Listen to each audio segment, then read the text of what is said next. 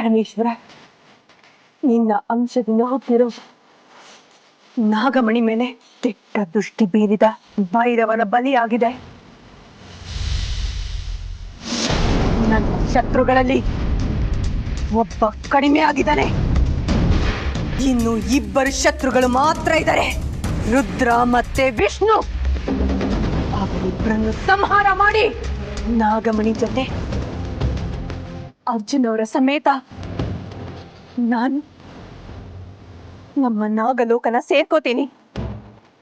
ಇವತ್ತಿಗೆ ನನ್ನ ಎಲ್ಲಾ ಕಷ್ಟಗಳು ಪರಿಹಾರ ಆದಾಗಾಯ್ತು.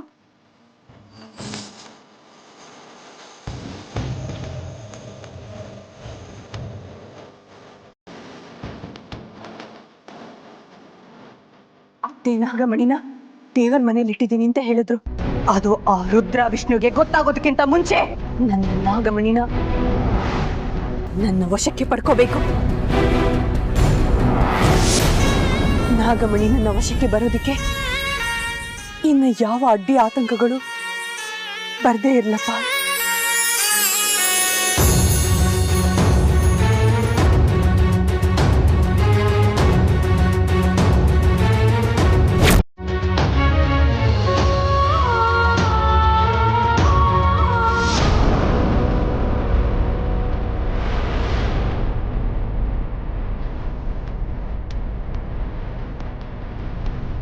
ಎಲ್ಲಿ ಹೋಗಿದ್ದಾರೆ? ಬೀಗ ಇಲ್ಲಪ್ಪ. ಎಲ್ಲಿ ಹೋದ್ರು? ಬೀಗ ಹಾಕೊಂಡೆಲ್ಲ.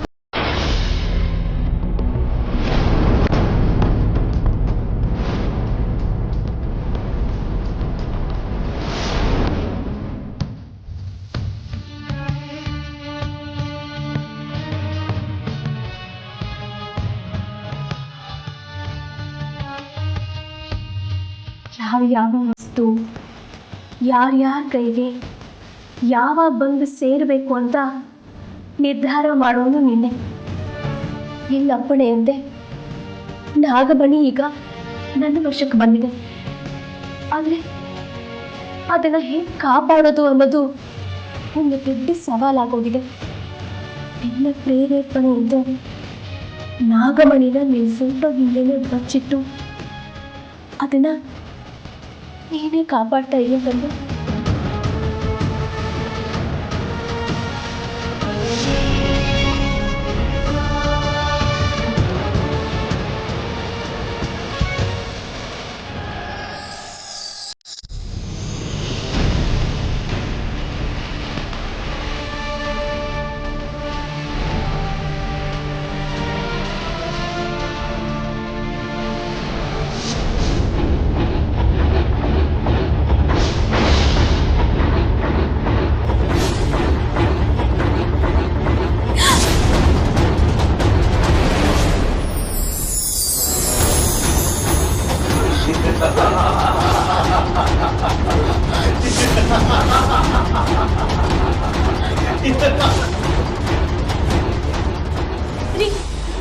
ನನ್ನ ಮಾತು ಕೇಳಿ ಕೊಟ್ಬಿಡಿ.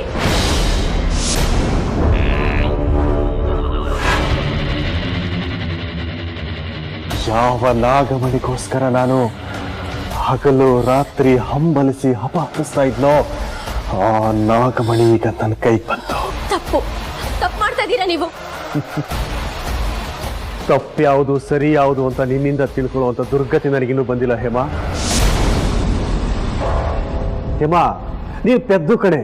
ಅಲ್ಲ, ನಾಗಮಣಿ ನೀನು ವಶದಲ್ಲಿದ್ರು ನೀನೇನೂ ಮಾಡಲಿಲ್ಲ ಅಲ್ಲ. ಅದರಿಂದ ಈ ನಾಗಮಣಿ ಇದೆಯಲ್ಲ, ಇದು ನಾವು ಕೇಳಿದ್ದನ್ನ ಕೊಡೋ ಕಾಮಧೇನು ಕಲ್ಪವೃಕ್ಷಕ್ಕಿಂತ 1000 ಪಾಲು ಅಲ್ಲ, 1,00,000 ಪಾಲು ಹೆಚ್ಚು ಶಕ್ತಿಯುತವಾದದ್ದು. ಇದನ್ನ ಅರ್ಥ ಮಾಡ್ಕೊಳ್ಳೋ ವ್ಯವಧಾನ ಆಗಲಿ ಜ್ಞಾನ ಆಗಲಿ ನಿನಗಿಲ್ಲ. ಇದ್ದಿದ್ರೆ ನೀನು ಹೀಗೆ ನಡ್ಕೊಳ್ತಾ ಇರಲಿಲ್ಲ.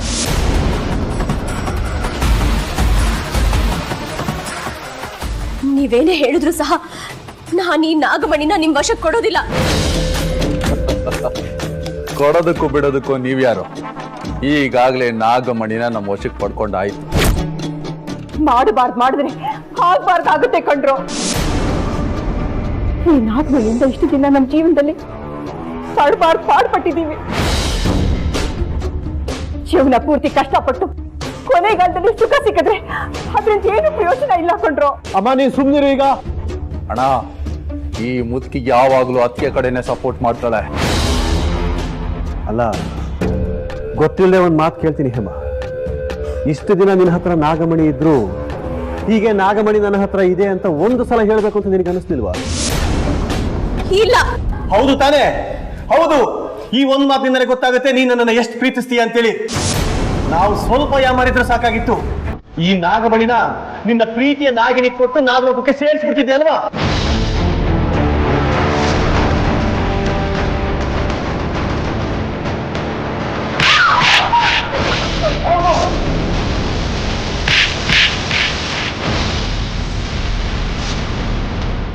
ಅಣ್ಣ, ನಿನಗೆ ತಲೆಗಿಲೆ ಕೆಟ್ಟಿದ್ದೋ ಹೇಗೆ?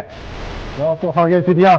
ಈಗ ಅತ್ತೆ ಪ್ರಾಣ ತೆಗೆಯೋದಕ್ಕೇನೋ ಅಥವಾ ನಿನ್ನ ಪ್ರಾಣ ಉಳಿಸ್ಕೊಳ್ಳೋದು ಮುಖ್ಯನೋ? ಮಳಿ ಇರುತ್ತೋ ನಾಗಿನಿ ಯಾವಾಗ ಬೇಕಾದ್ರೂ ಇಲ್ಲಿಗೆ ಬರ್ಬೋದು. ಒಂದು ವೇಳೆ ನಾನು ನಿನ್ನ ಅವ್ರ ಕೈ ಸಿಕ್ಕಾಕೊಂಡ್ರೆ ನಮ್ಮ ಸಮಾಧಿನ ನಾವೇ ತೊಳ್ಕೊಂಡಾಗೆ. ನೋಡೋ, ಈ ದೇಶನ ಬಿಟ್ಟು ಹೋಗೋದಕ್ಕೆ ನಾನು ಎಲ್ಲ ವ್ಯವಸ್ಥೆ ಮಾಡ್ಕೊಂಡಿದ್ದೀನಿ. ಹೋಗೋ ಬಾರೋ.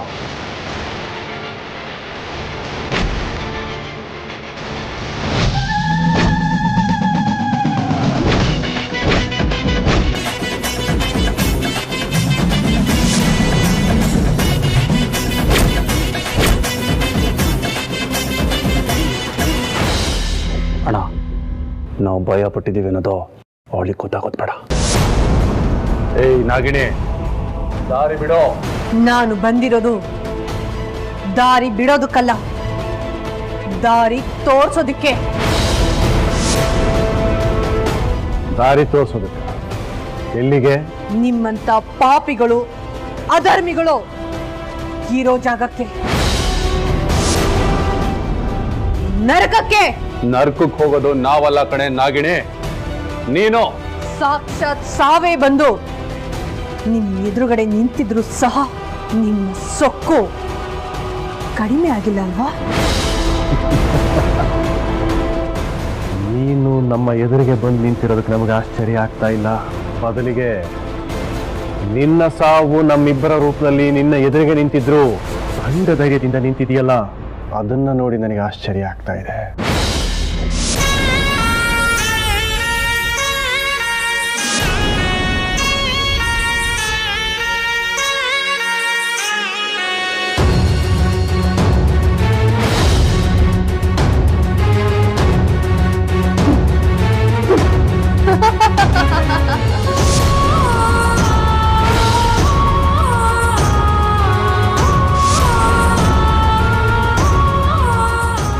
ಈ ತಾಯ್ತಗಳನ್ನ ಕೊಟ್ಟ ನಿಮ್ಮ ಗುರು ಅಂದ್ರೆ ಆ ಭೈರವನ್ನ ನರಕಕ್ಕೆ ಕಳ್ಸಿದೀನಿ.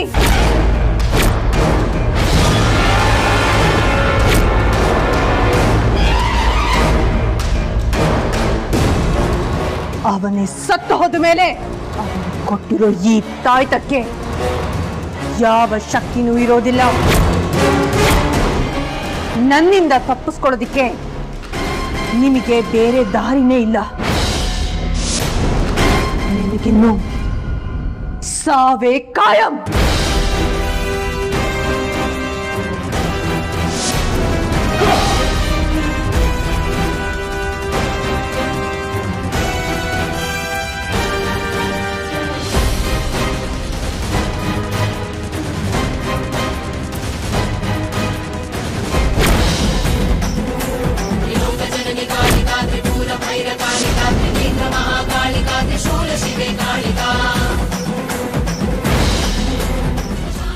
ಇವತ್ತಿಗೆ ಈ ಕ್ಷಣಕ್ಕೆ ಭೂಮಿಯ ಋಣ, ಅನ್ನದ ಋಣ ಮುಗಿತು.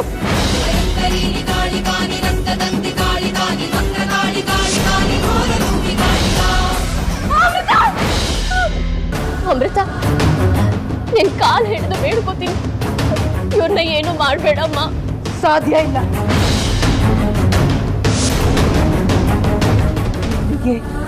ಈ ಭೂಮಿ ಮೇಲೆ ಬದುಕೋ ಅರ್ಹತೆ ಇಲ್ಲ. ಅಮೃತ ನಿಲ್ಲು.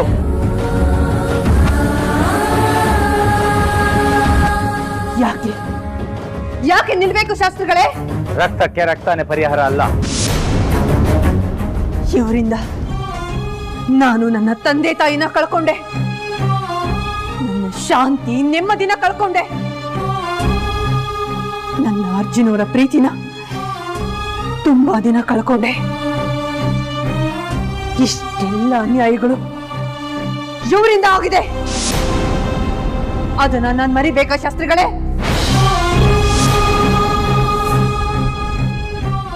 ಇಂಥ ಪಾಪಿಗಳ ಸಾವು ಹಲವಾರು ಪಾಪಿಗಳಿಗೆ ಉದಾಹರಣೆ ಆಗ್ಬೇಕು.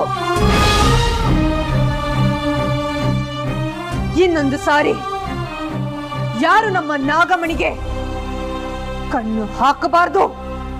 ಹಾಗಂತ ನಿನ್ನ ತಾಯಿನ ನೀನೇ ವಿಧವೆ ಮಾಡ್ತೀಯಾ? ಯಾರು ನನ್ನ ತಾಯಿ? ಯಾಕೆ ನಿನಗೆ ಹೆತ್ತ ಮಗಳಿಗಿಂತ ಹೆಚ್ಚು ಪ್ರೀತಿ ತೋರಿಸಿದವ್ರು ಯಾರು? ಕಾಳಜಿ ತೋರಿಸಿದವ್ರು ಯಾರು? ಹೇಮಮ್ಮ ನಿನ್ನ ಕಣ್ಣಿಗೆ ಕಾಣಿಸ್ತಾ ಇಲ್ವಾ? ಅವ್ರು ಯಾವತ್ತು ನಿನ್ನ ಸೊಸೆ ಥರ ನೋಡ್ಕೊಂಡಿದ್ದಾರೆ. ನೀನೇ ಹೇಳಿದ್ದೆ ಅವರು ನನ್ನ ತಾಯಿ ಸಮಾನ ಅಂತ. ಇಷ್ಟು ಬೇಗ ಎಲ್ಲ ಮರ್ತ್ಬಿಟ್ಟಿ ಅಮೃತ? ಅಮೃತ, ಒಂದು ಹೆಣ್ಣಿಗೆ ಎಲ್ಲದಕ್ಕಿಂತ ಹೆಚ್ಚು ಅಂದ್ರೆ ಮುತ್ತೈದೆತನ ಅಂತ ನೀನೇ ಹೇಳ್ತಾ ಇದ್ದೆ. ನನ್ನಿಂದ ನೀನೇ ಇದನ್ನ ಕಿತ್ಕೋತಾ ಇದೀಯಾ? ನೋಡು, ನನ್ನ ಮೇಲೆ ನಿನಗೆ ಅಲ್ಪ ಸ್ವಲ್ಪನಾದ್ರೂ ಪ್ರೀತಿ ಗೌರವ ಅನ್ನೋದಿದ್ರೆ ನನ್ನ ಗಂಡನ್ನ ಉಳಿಸ್ಕೊಡು.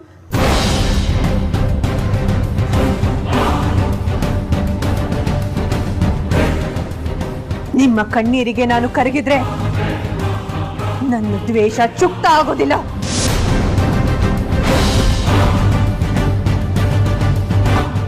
ನೀನು ಅವರಿಬ್ಬರನ್ನ ಕೊಂದ ತಕ್ಷಣ ನಿನ್ನ ತಂದೆ ತಾಯಿ ವಾಪಸ್ ಬಂದ್ಬಿಡ್ತಾರಾ? ಇಲ್ಲ, ಆದ್ರೆ ನಮ್ಮ ಲೋಕದ ನಾಗಮಣಿ ಇವ್ರ ಹತ್ರನೇ ಇದೆ. ಸರಿ, ನಾಗಮಣಿನ ಕೊಟ್ರೆ ನೀನು ಅವ್ರನ್ನ ಕೊಲ್ಬಾರ್ದು.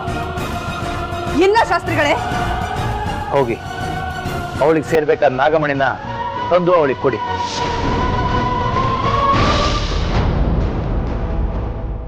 ಅವಳ ಲೋಕನ ಅವಳ ನಾಗಮಣಿ ಸಮೇತ ಸೇರ್ಕೊಳ್ತಾಳೆ.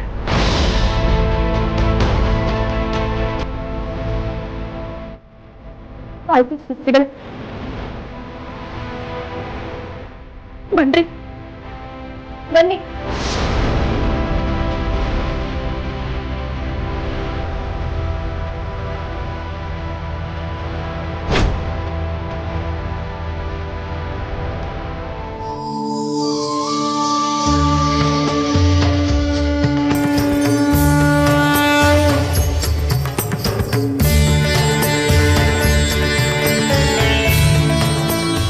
ಅಮೃತ, ನಿನ್ನ ಮತ್ತೆ ನಿನ್ನ ಲೋಕಕ್ಕೆ ಸೇರ್ಬೇಕಾಗಿರೋಂಥ ಈ ನಾಗಮಣಿನ ನಾವೆಲ್ಲರೂ ಮನಸ್ಪೂರ್ವಕವಾಗಿ ನಿನಗೆ ಕೊಡ್ತಾ ಇದ್ದೀವಿ.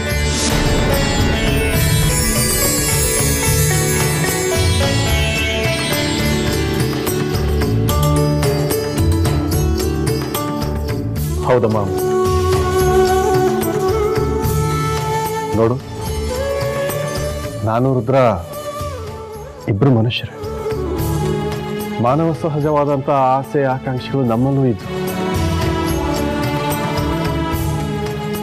ಆದರೆ ಅದಕ್ಕೆ ಅತೀತವಾದಂಥ ಪ್ರಬುದ್ಧತೆ ನಮ್ಮಲ್ಲಿರಲಿಲ್ಲ. ಹಾಗಾಗಿ ತುಂಬ ಹೊರಟೋಟಾಗಿ ನಡ್ಕೊಂಡ್ಬಿಟ್ವಿ. ದಯವಿಟ್ಟು ನಮ್ಮನ್ನ ಕ್ಷಮಿಸ್ಬಿಡಮ್ಮ.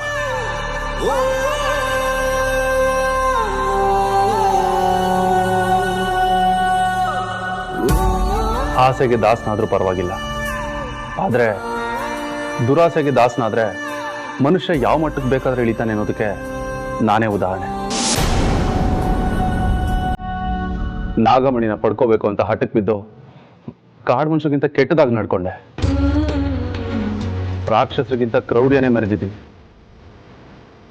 ಅದೆಲ್ಲ ಎಷ್ಟು ತಪ್ಪು ಅಂತ ನನಗೀಗ ಅರ್ಥ ಆಗ್ತಾ ಇದೆ. ದಯವಿಟ್ಟು ನನ್ನನ್ನು ಕ್ಷಮಿಸ್ಬಿಡು.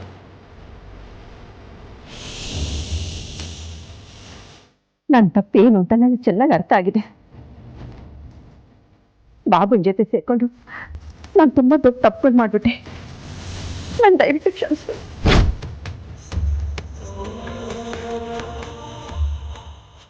ಗೊತ್ತು ಗೊತ್ತಿಲ್ದಲೆ ನಮ್ಮಿಂದ ಏನಾದ್ರು ತಪ್ಪಾಗಿದ್ರೆ ಕ್ಷಮಿಸ್ಬಿಡಮ್ಮ ಅಮೃತ.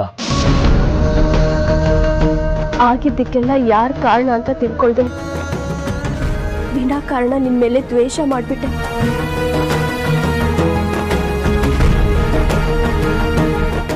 ನಿನಗೆ ತುಂಬಾ ನೋವು ಕೊಟ್ಬಿಟ್ಟೆ. ನನ್ನನ್ನು ಕ್ಷಮಿಸೋ ಅಮೃತ. ಎಂತ ಮಾತಾಡ್ತಾ ಇದ್ದೀರಾ ಅತ್ತೆ ನೀವು? ನೀವು ನನಗೆ ಅತ್ತೆ ಅಲ್ಲ, ಅಮ್ಮ. ತಾಯಿ ಆದೋಳು ಮಕ್ಕಳ ಮೇಲೆ ಕೋಪಿಸ್ಕೊಳ್ಳೋದು, ಕೋಪ ಇಳಿದ್ಮೇಲೆ ಮಕ್ಕಳನ್ನ ಮುದಿಸೋದು ಎಲ್ಲ ಇರುತ್ತೆ ಅಲ್ವಾ? ಹಾಗೆ ಇದು ಸಹ ನಿಮ್ಮಿಂದ ಕೆಟ್ಟದಕ್ಕಿಂತ ಒಳ್ಳೆಯದೇ ಜಾಸ್ತಿ ಆಗಿದೆ. ನಿಮ್ಮ ಪ್ರೀತಿನ, ನಿಮ್ಮ ಒಳ್ಳೆತನನ ಈ ಜನ್ಮಕ್ಕಲ್ಲ, ಮುಂದಿನ ಯಾವ ಜನ್ಮಕ್ಕೂ ಮರೆಯೋದಿಲ್ಲ ನಾನು. ಬರೀ ನಾನು ಮಾತ್ರ ನಾಗಮಣಿ ಸಮೇತ ನಾಗಲೋಕಕ್ಕೆ ಹೋಗ್ತಾ ಇಲ್ಲ ಅತ್ತೆ. ನನ್ನ ಜೊತೆ ನಿಮ್ಮ ಮಗ ಅರ್ಜುನ್ ಅವರು ಬರ್ತಾ ಇದ್ದಾರೆ.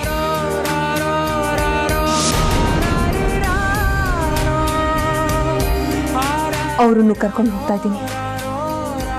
ನೀವು ಅದಕ್ಕೆ ಅಪ್ಪಣೆ ಕೊಡಬೇಕು. ಇದ್ರಲ್ಲಿ ನನ್ನ ಅಪ್ಪಣೆ ಏನಿದೆಯಮ್ಮ? ಅವನು ನಿನ್ ಕೈ ಹಿಡಿದವನು.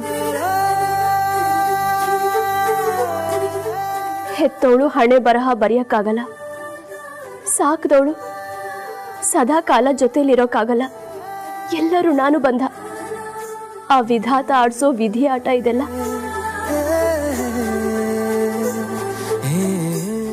ನಿಂದು ಅರ್ಜುನ್ದು ಜನ್ಮಾಂತರ ಸಂಬಂಧ. ಈ ಮನೆ, ಈ ಜೀವನ, ನಾವು, ಇದೆಲ್ಲ ನೆಪ ಮಾತ್ರ ಅಷ್ಟೆ. ಈ 3 ವರ್ಷದಲ್ಲಿ ಏನೆಲ್ಲ ಆಯ್ತು ನೋಡು. ಎಲ್ಲಿಯ ನಾಗಲೋಕ, ಎಲ್ಲಿಯ ನಾಗಮಣಿ. ರುದ್ರ ಮಾಡಿದ ಒಂದು ತಪ್ಪು, ಆ ತಪ್ಪಿಗೆ ಜೊತೆಯಾಗಿ ಭೈರವ ಬಾಬಾ ನಿಂತ. ಆ ಬ್ರಹ್ಮ ಇವ್ರ ಹಣೆಯಲ್ಲಿ ಈ ರೀತಿ ಕತೆ ಬರ್ದ. ಇಷ್ಟೆಲ್ಲ ಆದ್ರೂ ನಿನ್ ದೊಡ್ಡತನ ನೋಡು. ನನ್ನ ಕೊನೆ ಉಸಿರಿರೋವರೆಗೂ ನಾನಂತೂ ನಿನ್ನನ್ನು ಮರೆಯೋಲ್ಲ ಅಮೃತ.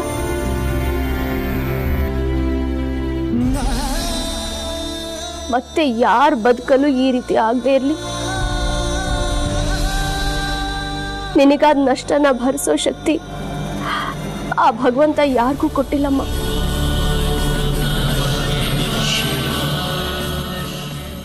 ಆದ್ರೂ ನಮ್ಮನ್ನ ಕ್ಷಮಿಸು. ನೀನ್ ದೇವತೆ ಆಗ್ಬಿಟ್ಟೆ. ಹೋಗು ಮಗಳೇ, ಎಲ್ಲಾನು ಮರೆತು ನಿನ್ ಲೋಕಕ್ಕೆ ಹೋಗು. ನಿನ್ನ ಅರ್ಜುನ್ ಜೊತೆ, ನಿನ್ನ ಊರಲ್ಲಿ, ನಿನ್ನ ಪ್ರಪಂಚದಲ್ಲಿ, ನಿಮ್ಮ ಪರಿಸರದಲ್ಲಿ ಸುಖವಾಗಿರು.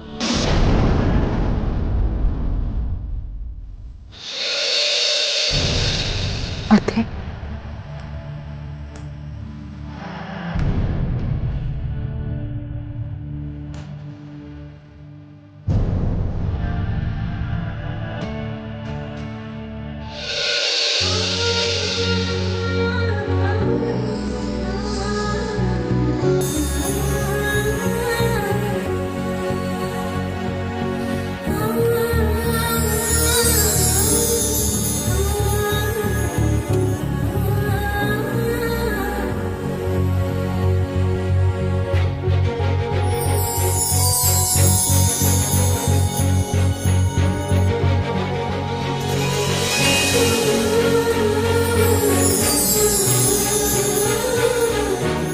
ಅಮೃತ,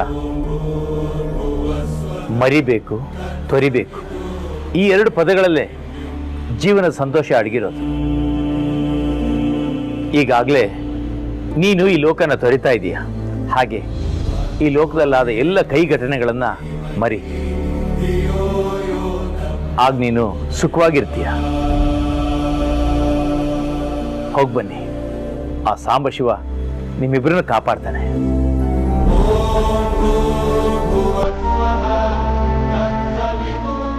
ಒಳ್ಳೇದ